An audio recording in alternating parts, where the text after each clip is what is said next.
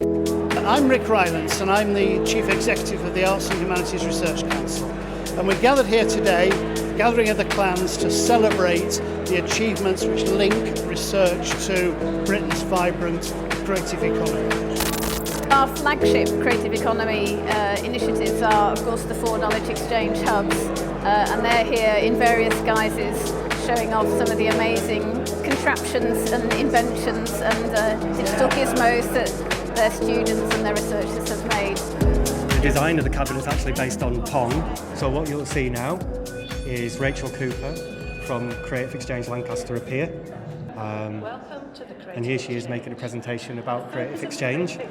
It's great to come to this event.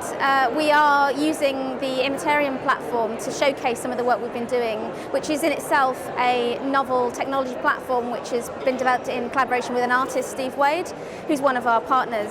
And this is the kind of collaboration and kind of project which we're really invested in and interested in. Our hub is really creating an impact not only for the companies and industrial partners we're working with, for the academics who are getting research outputs, but we're also doing research about the whole concept of knowledge exchange, what it is and how we can facilitate it.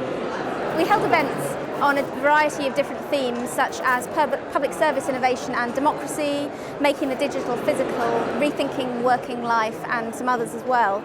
And from each of those we have a variety of projects. So for example, at Lancaster University we were involved in a project called Open Planning, which was working with Liverpool University and some companies in Liverpool and Liverpool City Council to look at rethinking the urban planning process, how people can get more involved with consultations using digital platforms. What we've been able to do is to help to bring people together so that the best research is matched with SMEs who would really benefit from it. Everybody was out there trying to build relationships, but we can curate relationships. And I think that means that the contributions of arts and humanities research across all of its disciplines are much easier for the SMEs to see and to benefit from. This project here was done as a collaboration between a company called Proximo Ventures and the University of Roehampton. And this is from a site in London, it's not particularly well known, which is called Postmans Park. And there's a memorial there that celebrates people who died saving someone else. But it became very difficult for those who were running the park to find how to display any more information. So what's been developed through this collaboration is an app which you can download, and you then point it at one of these tiles. Visitors to the park can therefore get much more information about each of these individual stories. So it just gives you a snippet of social history to make sense of what you're actually seeing in a much richer way. We're 2 years into a 4-year programme. We've completed about 30 projects so far.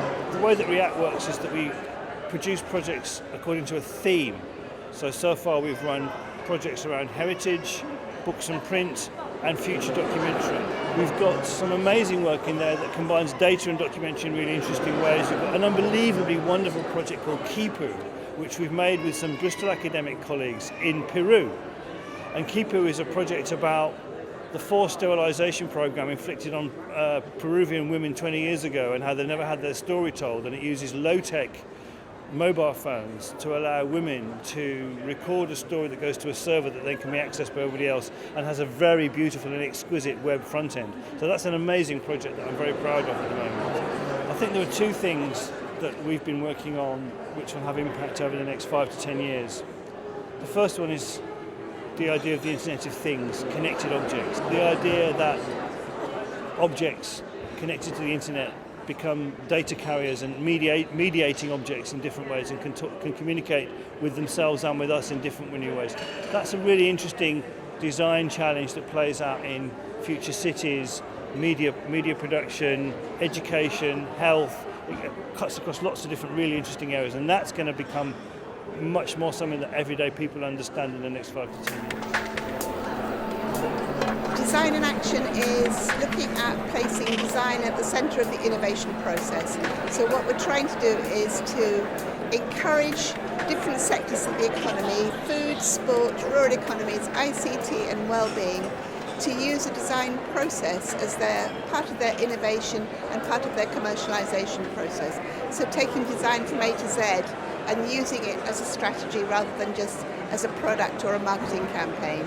And what the designer does is it works with a group and helps them ideate, helps them develop the beginnings of a potential commercial idea.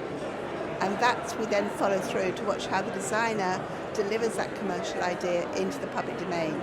And I think it also exposes a serious gap in the infrastructure that exists for SMEs and micro-businesses.